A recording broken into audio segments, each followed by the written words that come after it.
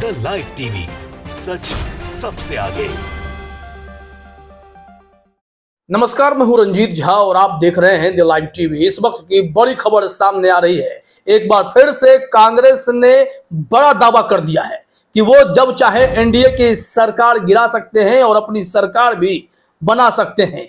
India गठबंधन की सरकार बन सकती है, इसको लेकर कांग्रेस ने तैयारियां शुरू कर दी हैं और एनडीए सरकार को गिराने की पूरी प्लानिंग भी सेट कर ली गई है। बस चुटकी बजाते ही एनडीए सरकार कभी भी धराशायी हो सकती है। यह बहुत बड़ी खबर है और यह खबर आ कहां से रही है तो कांग्रेस के टॉप लीडरशिप का यह दावा है। बड़े बड़े नेताओं ने एकदम से इसकी प्लानिंग तैयार कर ली है, रूपरेखा तैयार है। क्या कुछ कहा जा रहा है, जरा एबीपी न्यूज पर इस रिपोर्ट को आप देखिए थोड़ा सा, फिर हम बताएंगे कि यह सिस्टम कैसे खेल करने वाला है। केंद्र सरकार गठन के बाद फिर सियासी हलचल तेज हो गई है। कांग्रेस के टॉप सोर्सेज ने बहुत बड़ा दावा किया है। कांग्रेस के शीर्ष सूत्रों का कहना है कि कांग्रेस जब चाहे सरकार गिरा सकती है। तो देखिए आज की सुबह ये बड़ी खबर के साथ तो देखा आपने किस तरीके से एबीपी न्यूज पर यह बड़ी खबर चल रही है। बड़ी खबर यही कहती है कि कांग्रेस का माइंडसेट क्लियर है कि वो कैसे इस वक्त एनडीए में सेंधमारी कर सकती है और फिर एनडीए की सरकार केंद्र में धड़ाम हो सकती है। प्रधानमंत्री नरेंद्र मोदी इस वक्त भारत में है नहीं, वो इटली गए हुए हैं G7 सम्मेलन में शामिल होने के लिए। लेकिन इस बीच अब एनडीए में भगदड़ के हालात दिखाई पड़ते हैं। महाराष्ट्र में सिचुएशन सही नहीं है। एकनाथ शिंदे नाराज चल रहे हैं और वहीं अजित पवार के पास भी अब एनडीए छोड़ने के अलावा कोई विकल्प दिखाई नहीं पड़ रहा। तो कुल मिलाकर 8 सीटों का गच्चा तो सीधे सीधे वहां लगने जा रहा है। बंगाल में भी कहा जा रहा है कि 3 सांसद अब पाला बदल सकते हैं बीजेपी के। तो बीजेपी को भारी नुकसान इस वक्त होता हुआ दिखाई पड़ रहा है। अगर आप 12 सांसद कम कर दें तो फिर यहां बीजेपी के लिए बेचैनी तो बढ़ ही जाएगी। कैसे ये सरकार चला पाएंगे, यहां से मुश्किल तब बढ़ेगी जब इनके 2 महत्वपूर्ण पार्टनर जिस पर इंडिया गठबंधन नजर बनाए हुए है, ऐसा लगता है कि डील पक्की होती जा रही है। दरअसल बीजेपी के लिए मुश्किलें कहां हैं और कांग्रेस इंडिया गठबंधन के दावे में कितना दम है, उसको थोड़ा सा आपको ध्यान से समझने की जरूरत है। जैसे चर्चा महाराष्ट्र की हो रही है। महाराष्ट्र में संघ ने इस वक्त बीजेपी पर भारी दबाव डाल दिया है। एक तरफ आरएसएस जहां अहंकारी पार्टी के तौर पर बीजेपी को एकदम से स्थापित करने में तुल गई है, इंद्रेश कुमार हो या मोहन भागवत हो, सरसंघ चालक, सबने बीजेपी को कह दिया है कि आपके घमंड ने आपको इस हालात में पहुंचा दिया है। ऐसे में अब इनका कहना है, जो संघ का कहना है, विश्व हिंदू परिषद का कहना है कि आप कैसे एक तरफ चुनावी रैलियों में मुसलमानों के खिलाफ या मुस्लिम एजेंडे के खिलाफ आप चल रहे थे और फिर आंध्र प्रदेश में टीडीपी के साथ समझौता कर रहे हैं, महाराष्ट्र में वक्फ बोर्ड को 10 करोड़ रुपए दे रहे हैं और ऐसे में बीजेपी अब पसोपेश में है, वो करे तो क्या करे। इस एजेंडे पर अपना जो कदम है वो पीछे खींचे, सिर्फ हिंदुत्व के एजेंडे पर चले।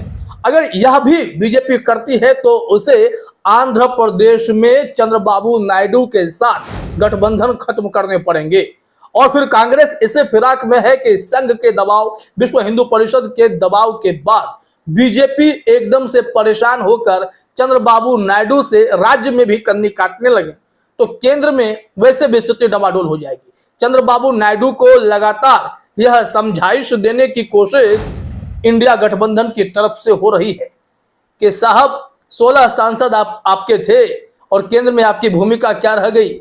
आप उड्डयन मंत्री का पद पाकर खुश हो गए क्या, या फिर आपने देखा कि आपको बस एक एमओएस मिला, एक कैबिनेट मिला।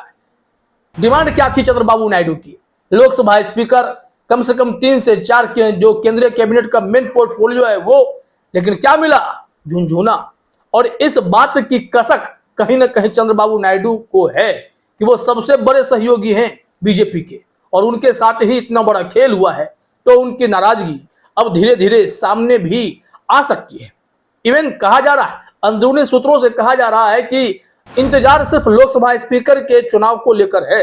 अगर वहां भी टीडीपी की बात नहीं मानी जाती है तो वो स्वतंत्र होंगे कि वो अपना फैसला बदलकर एनडीए सरकार को संकट में ला दें। और कुल मिलाकर आप देखें, जो हम आंकड़े जोड़ रहे हैं, 12 के साथ 16 जोड़िए 28 कम हो जाएंगे। 28 कम हो जाने के बाद क्या संभव है कि अब यह सरकार आसानी से एनडीए की चल पाएगी?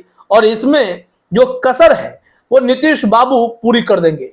वो कैसे बातें पूरी हो सकती हैं वो भी हम आपको बताते हैं, यह संभव कैसे हो रहा है। दरअसल जदयू में भी टूट फूट की खबरें शुरू हो गई है। यह खबर तो शुरू से चल रही थी कि जेडीयू के 5 सांसद जो हैं वो कांग्रेस के संपर्क में चले गए हैं या फिर लापता है, कॉन्टैक्ट में नहीं थे नीतीश कुमार के। 18 तारीख को जब शपथ ग्रहण समारोह सांसदों का होगा तो वहां पर तो सब मौजूद रहेंगे, लेकिन हाव भाव से आप नोटिस कर पाएंगे कि उनका झुकाव किस तरफ है। लेकिन नीतीश कुमार भी खासे खफा नजर आ रहे हैं कि 12 सांसद उन्होंने दिल्ली भेजे और बदले में क्या मिला है, तो एक केंद्रीय कैबिनेट और बस एक एमओएस, सबको एक ही तराजू में तोल दिया गया। ऐसे में तो फायदे में सीधे सीधे कोई और नहीं, जीतन राम मांझी रह गए ना। तो नीतीश कुमार को यहां एक बड़ा खटका लगा है। अब क्या किया जाए? ऐसे में नीतीश कुमार के पार्टी में ही अजित सिंह, जो उनके साथ कदम से कदम मिलाकर चल रहे थे, उन्होंने पार्टी छोड़ दी है। वो चले गए विधायकी का उपचुनाव लड़ने के लिए और वो उपचुनाव अपने भाई की खाली हुई सीट पर लड़ेंगे, लेकिन आरजेडी से, तेजस्वी यादव के साथ। यहां से सेंधमारी तो शुरू हो गई है। अगर सांसदों में भी सेंधमारी हो जाती है तो निश्चित तौर पर नीतीश कुमार इस सेंधमारी को बर्दाश्त नहीं करेंगे। उससे बेहतर है कि वो अपने पूरे सांसदों के साथ एक बार फिर से महागठबंधन की तरफ कदम बढ़ा दे। तो 12 सांसद और कम हो जाएंगे, तो 28, 12, 40 सांसद कम हो गए। अब इतने सांसदों की कमी के बाद क्या नैतिकता के आधार पर भी अब ये सरकार चला पाएंगे? क्या नरेंद्र मोदी के पास इतनी क्षमता रह जाएगी कि वो सत्ता एकदम से मजबूती से संभाल कर रख सके?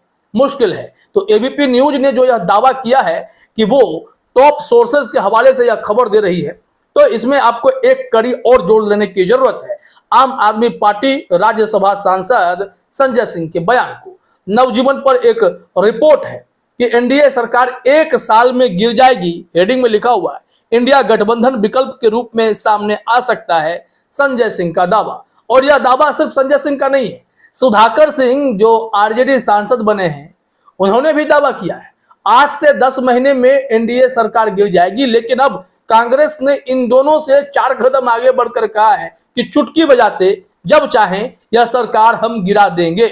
गठबंधन की सरकार की समस्या यही है कि गठबंधन से कोई भी साथी छिटका और यह सरकार कहीं ना कहीं अटकी, यह सिचुएशन है। आइए जरा रिपोर्ट देखते हैं कि संजय सिंह ने दावा क्या किया है।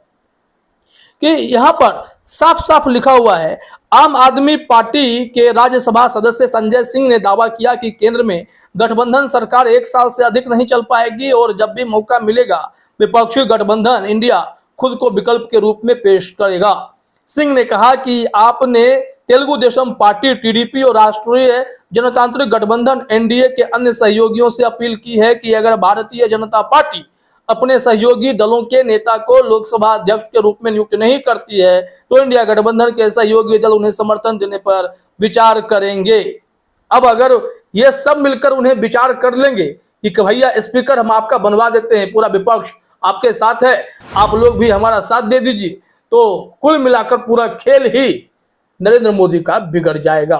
और यह रिपोर्ट अपने आप में बहुत बड़ी हो जाएगी। जो दावा है वो भी बहुत बड़ा दावा माना जाएगा कि वाकई में नरेंद्र मोदी की सरकार गिरने वाली है। वहां पर की स्थिति लगातार जारी है। इंतजार कीजिए कि सिचुएशन कैसे बीजेपी के खिलाफ है। अपने एजेंडे के खिलाफ जाने वाली भारतीय जनता पार्टी कहीं ना कहीं विचारधारा की लड़ाई में और सहयोगी पार्टनर को खुश करने की जद्दोजहद में फंसती नजर आ रही है और इसका असर आप जल्द ही देखेंगे। फिलहाल इस वीडियो में इतना ही। आप सभी का हमसे जोड़ने के लिए बहुत बहुत धन्यवाद। द लाइव टीवी, सच सबसे आगे।